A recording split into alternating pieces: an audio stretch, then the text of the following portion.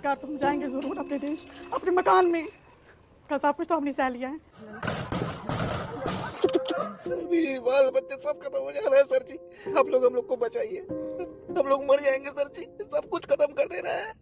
25 जनवरी 2020 एक वीडियो आई थी शर्जील इमाम की। तो हम हिंदुस्तान और नॉर्थ ईस्ट को परमानेंटली कट कर सकते हैं और बंद कर सकते हैं। चिकन नेक मुसलमानों का है, मतलब मुझे इलाका है मुस्लिम अक्सरियत है। नॉर्थ ईस्ट को भारत से अलग करो, चिकन नेक हम मुसलमानों का है, हम यह कर सकते हैं। वो मात्र एक वीडियो नहीं थी, वो बंगाल, आसाम और नॉर्थ ईस्ट में बचे चंद हिंदुओं के कश्मीर जैसे पलायन और पतन की भविष्यवाणी थी। सिलीगुड़ी कॉरिडोर, जिसे भारत की चिकन नेक कहते हैं, एकमात्र 22 किलोमीटर चौड़ा ऐसा रास्ता है जो भारत को आसाम सहित 7 नॉर्थ ईस्ट राज्यों के साथ जोड़ता है। इतना महत्वपूर्ण रास्ता और कोई खुलेआम चौड़े में इसे काटने की बात करे, कुछ तो दम होगा, कुछ तो सच्चाई होगी। रोहिंग्या मुस्लिम 700 किलोमीटर दूर चलकर म्यांमार से बंगाल के अंदर घुसते हैं। ये वही रोहिंग्या है जो राखाइन म्यांमार में हिंदुओं का कत्लेआम करते हैं। ईस्ट पाकिस्तान 25% हिंदू थे जब बंगाल का बंटवारा हुआ। आज उसी बांग्लादेश में केवल 8% हिंदू बचे हैं। सबसे ज्यादा इलीगल इमिग्रेंट कागज नहीं दिखाए गए वाली जमात इसी बांग्लादेश से बंगाल और आसाम में घुसती है। भारत और हिंदू विरोधी आतंकवादी संगठन जमाते मुजाहिदीन और हुजी दोनों बांग्लादेश छोड़ वेस्ट बंगाल को अपना फेवरेट स्पॉट बना चुके हैं। 7 नॉर्थ ईस्ट राज्यों में से 5 राज्यों में हिंदू पहले ही माइनॉरिटी में है और केवल अल्पसंख्यक नहीं है,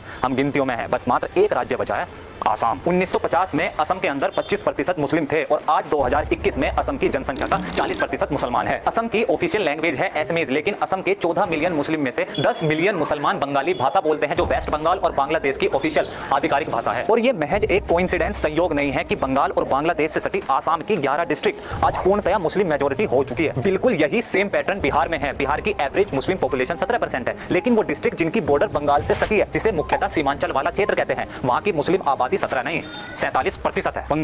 बंगाल के पास 2 डिवीजन्स की बात करेंगे, जलपाईगुड़ी और मालदा। इन दोनों डिवीजन्स की बॉर्डर मिलती है बांग्लादेश से, तो स्वाभाविक है कि ये दोनों जगह मुस्लिम बहुल आबादी वाली होगी। और यही खास बात है बंगाल और बंगाल के इन दोनों डिवीजन्स की। रोहिंग्या म्यांमार से बांग्लादेश के रास्ते 700 किलोमीटर दूर चलकर कहां आते हैं? बंगाल के जलपाईगुड़ी और मालदा डिवीजन में। बांग्लादेश से इलीगल इमिग्रेंट्स भारत में कहां घुसते हैं? बंगाल के इन दोनों डिवीजन्स में। जमात उल मुजाहिदीन और हुजी जैसे आतंकवादी संगठन जिनके लिंक तालिबान और अलकायदा से है, भारत में ऑपरेट कहां से करते हैं? बंगाल के इन्हीं दोनों डिवीजन से। Militant groups, Naxalite, Maoist, anti national elements, left leaning rebellion groups, इन सबका फेवरेट स्पॉट कौन सा है? बंगाल के ये दोनों डिवीजन से। इसलिए 25 जनवरी 2020 की रात शर्जील इमाम का वो भाषण, वो वीडियो महज कोई एक मजाक या कोई परिकल्पना नहीं थी। वो हमारे इस गाल पर जोरदार तमाचा और इस चेहरे के सामने असलियत, हकीकत, हमारा क्या वजूद बचा है और हम क्या खो चुके हैं, उसकी असलियत का आईना था। मकसद बहुत बड़ा और बेहद साफ है कि कुछ भी करो, लेकिन किसी तरह भारत के अंदर अस्थिरता पैदा करो। भारत को उसके नॉर्थ ईस्ट राज्य से अलग करो, असम को बांग्लादेश में, अरुणाचल प्रदेश को चाइना में और कश्मीर को पाकिस्तान में जोड़ो। बंगाल को कम्युनिज्म और भारत को सरिया कानून पर शासन करो। ये मकसद पूरा होता है बंगाल से, बंगाल के सिलीगुड़ी कॉरिडोर, चिकन नेक से। इसी कॉरिडोर के नीचे मालदा, इसके राइट में बांग्लादेश, लेफ्ट में बिहार का सीमांचल रीजन और ऊपर में जलपाईगुड़ी और उसके ऊपर सबसे बड़ा की प्लेयर चाइना। बस कुछ साल और जब इस देश का तथाकथित बहुसंख्यक हिंदू अपनी नींद से जागेगा तो गायब हो चुका होगा केवल बंगाल से नहीं, नॉर्थ ईस्ट के 8 के 8 राज्यों से। प्रत्यक्ष को प्रमाण की जरूरत नहीं होती। म्यांमार में मारे गए और भगाए गए हिंदू, बांग्लादेश में मारे गए भगाए गए हिंदू, असम में मारे गए भगाए गए हिंदू, कश्मीर में मारे गए भगाए गए हिंदू, बंगाल में मारे गए भगाए गए हिंदू, मिजोरम, नागालैंड, मेघालय, लक्षद्वीप, इन जगहों में अल्पसंख्यक कौन है?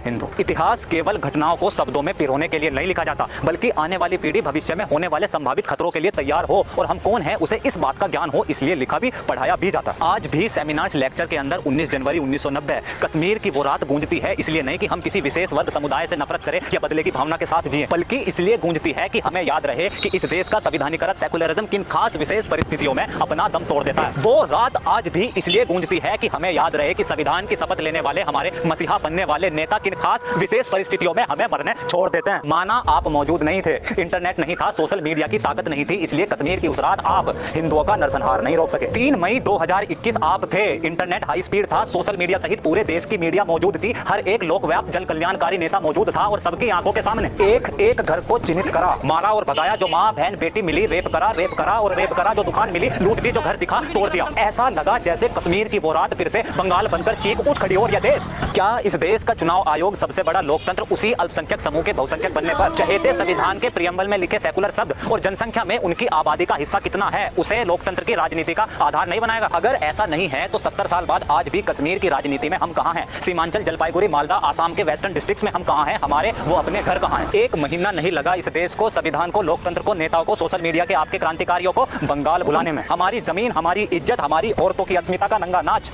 भुलाने में। पूछो, उससे पहले नींद से उठो और देखो हमारे वो अपने घर कहां हैं, हमारा वो भारत देश कहाँ है? ये वहम दिमाग से निकाल दो कि इतनी बड़ी गुलामी के बाद आज तक हमारा कोई कुछ नहीं बिगाड़ पाया। अफगानिस्तान हमारा था, आज नहीं है। पाकिस्तान हमारी जमीन थी, आज नहीं है। बांग्लादेश हमारा हिस्सा था, आज नहीं है। और ऐसा ना हो कि जिस वहम और नशे में आज हम हैं, कल इतिहास बंगाल या उत्तर प्रदेश के बारे में फिर से वैसा कुछ